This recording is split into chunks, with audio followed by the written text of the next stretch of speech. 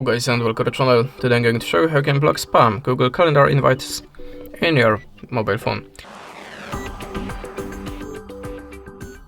So at the start you cannot do it in the application, so we have to open it in the web browser.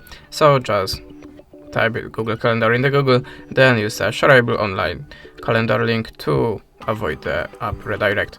Then go to the settings gear and tap on the settings.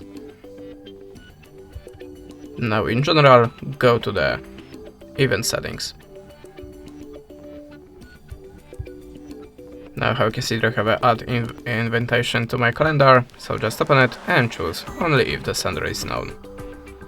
Tap it OK, and that's it. Thanks for watching, leave us a subscribe, a comment, and goodbye.